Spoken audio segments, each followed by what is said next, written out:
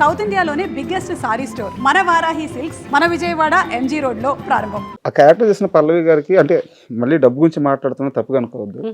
వారికి ముంబైలోనే 200-300 కోట్ల దాకా ఆస్తులు ఉన్నాయని చెప్పి విన్నాను, నిజమేనా?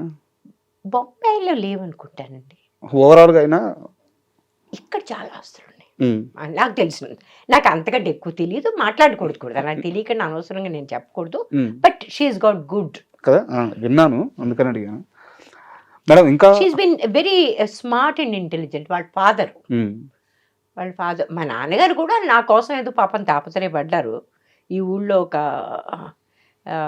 ఫిల్మ్ నగర్ దీనికి దానిలో ఆయనే డబ్బు కట్టారు, ఆయనే మొత్తం ఇదంతా కట్టారు. నేనేమి దానికి ఒక్క పైసా ఇవ్వలేదు.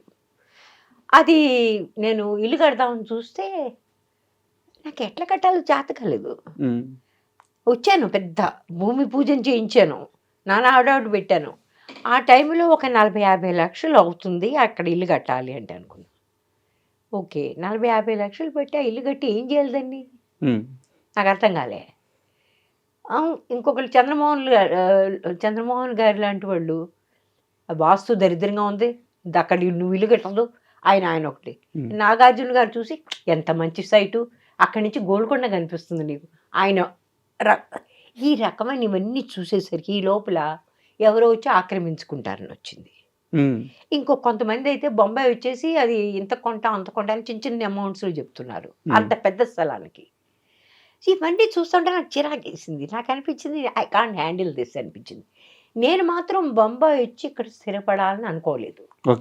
కారణం ఏంటంటే ఆ ప్రదేశం ఉంది, అక్కడ నా పక్కనేమో చిరంజీవి గారు, ఇటువైపు ఏమో అజరుద్దీన్, ఇటువైపు ఫలానా, ఇటువైపు అందరూ మెగా స్టార్స్. వాళ్ళు వెళ్ళేది ఫెరారీలును ముస్టాంగులు ఏమిటేమిటో, మన దగ్గరేమో మారుతి 800. నా పిల్లలు విపరీతమైన కాంప్లెక్స్లో పోతారు. I don't want it.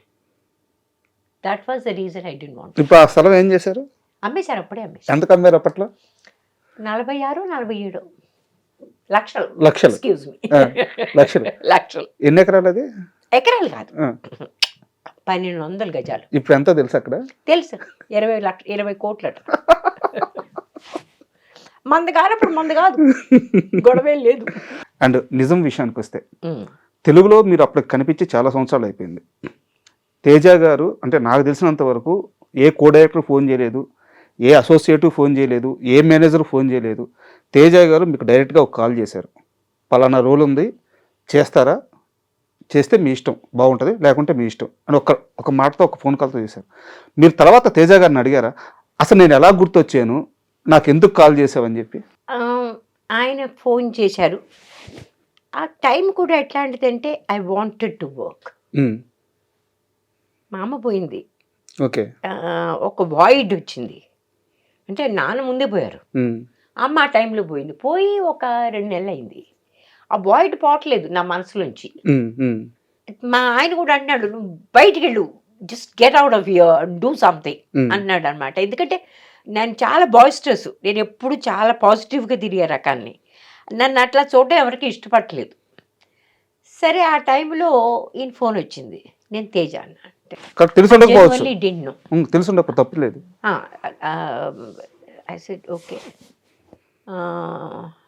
Director నేను, సినిమాలు తీస్తుంటాను, నా కన్సర్న్ పేరు ఇది, ఇలా ఒక క్యారెక్టర్ ఉంది, చాలా మంచి క్యారెక్టర్, మీరు కథ వచ్చి వింటాను అంటే మీకు టికెట్ బుక్ చేస్తా ఉన్నారు, ఇవాళ చేయమంటే ఇవాళ చేస్తా ఉన్నారు, అంటే ఇవాళ వద్దండి, రేపు కూడా వద్దు, ఎల్లుండి చేయండి, okay, I need a little time to think, ఎల్లుండి చేయండి అన్నాను.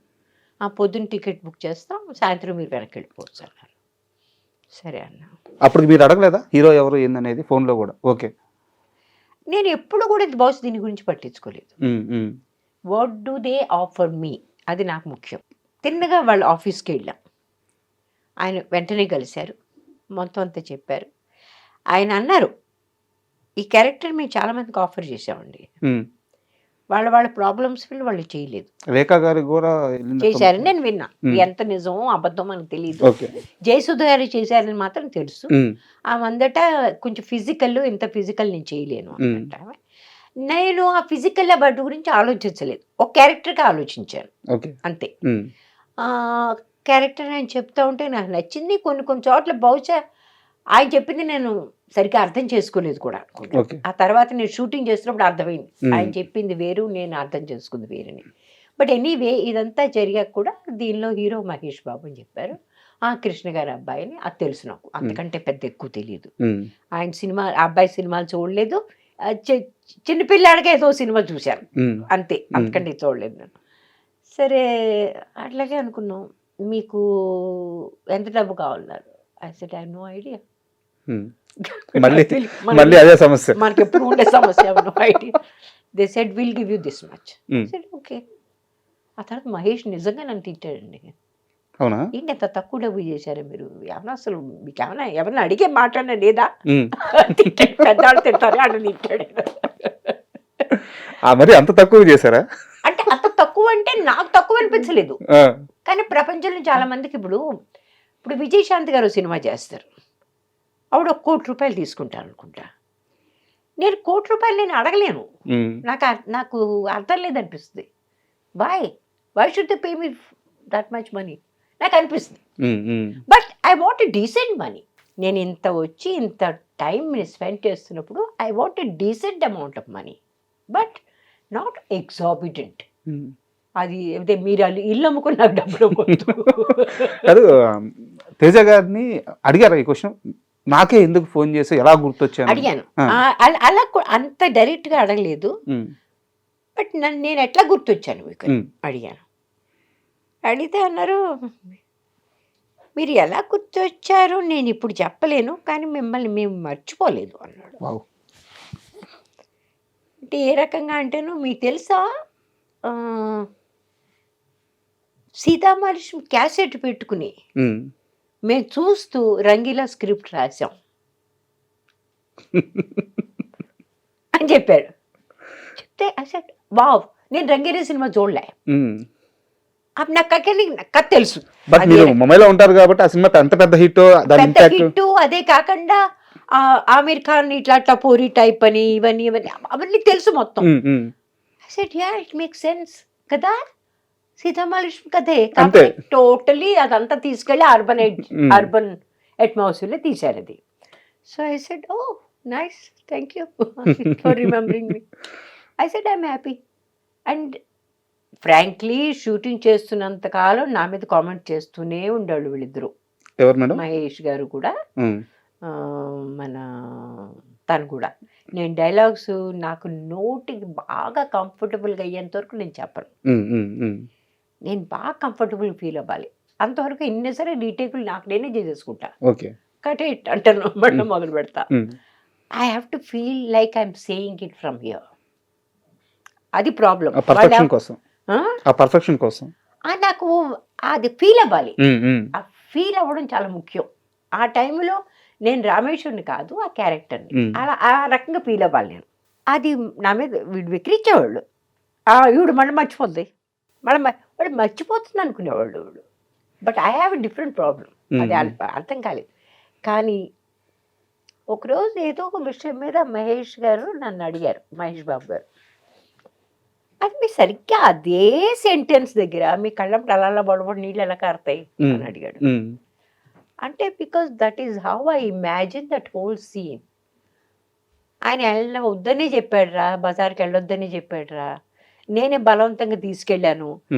అవన్నీ I go through that whole thing and exactly at that time tears come.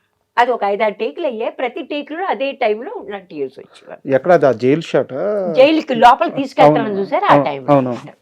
Oh my God, అతను నిజంగా హీ లైక్డ్ ఇట్, తనకి చాలా నచ్చింది ఆ విషయం. యాజ్ అన్ యాక్టర్ చాలా మంచి యాక్టర్ అతను. ఆ మంచి యాక్టర్కి ఇట్లాంటి విషయాలు నచ్చుతాయి, నచ్చాడు. అట్లాగే నేను సినిమా పూర్తయ్యాక సినిమాలో కూడా చాలాసార్లు తేజ అనేవాడు, మీకు తెలుసా ఈ సినిమా అయ్యాక అసలు మీకు ఖాళీ ఉండదు, మిమ్మల్ని ప్రతి వాళ్ళు అడుగుతారు సినిమాలు చేయమని, మీరు చాలా పాపులర్ అయిపోతారు. తమాషా ఏంటంటే మిగిలిన వాళ్ళు ఎలాగో అడగలేదు, ఆయన కూడా అడగలేదు. సో అందరూ చెప్పేది అంత నిజం కాబోదు. అప్పుడప్పుడు అంటే ఆయన అడగకపోవడానికి ఒక రీజన్ ఉండొచ్చు మేడం. నేను ఆల్రెడీ చేశాను కాబట్టి రిపీట్నెస్ వస్తుందేమో అని చెప్పేసి ఒక మదర్ క్యారెక్టర్ పెట్టినా కానీ. కానీ ఒకటండి, సంభవ్ నాతో పనిచేసిన ఏ డైరెక్టర్ కూడా నన్ను రిపీట్ చేయలేదు చాలా వరకు. ఇది కొంచెం ఆలోచించాల్సిన విషయం. అది కదా, అది నా ప్రాబ్లం అయ్యి ఉంటుంది బహుశా. Except my first time director. First time director కాదు, 2-3. నిజం లాంటి పెద్ద సక్సెస్ తర్వాత అంత మంచి క్యారెక్టర్ చేసిన తర్వాత కూడా తెలుగులో ఎందుకు అవకాశాలు రాలేదు? తెలీదండి. ఎప్పుడన్నా మదన పడ్డారు, ఆలోచించారా? చాలా మంది నన్ను చేశారు, కాంటాక్ట్ చేశారు. అసలు అర్థం లేని రోల్స్కి ఎందుకు వెనకాల నుంచి ఒక మదర్, ఆ మదర్కి పేరు కూడా లేదు, ఆ మదర్కి ఒక హిస్టరీ ఉందా లేదే, వాడు పుట్టిందో అప్పటికప్పుడే అలా బయటకు వచ్చేసిందో మనకేం అర్థం కాదు. దానికి ఒక నేపథ్యం అంటూ ఏం లేదు. అట్లాంటి క్యారెక్టర్ చేయడంలో అర్థం లేదు కదా. మనం ఒట్టి సినిమాల్లో కనిపించాలని, ఒట్టి డబ్బులు వాళ్ళు ఇచ్చేస్తే తీసుకుని ఇంటికి వెళ్ళిపోవడానికి దీనికి కాదుగా నేను వచ్చింది. What ever I do, it has to have some meaning. అంటే నాకు క్వశ్చన్ ఉంది, అడగొచ్చా? ధైర్యం చేసి అడుగుతున్నాను. చెప్తాను. రామేశ్వర్ గారికి తెలివితేటలు ఎక్కువైపోవడం వల్ల సినిమాలు తక్కువైన అనుకోవచ్చా? వెరీ గుడ్ క్వశ్చన్, ఇంకోసారి అడగండి.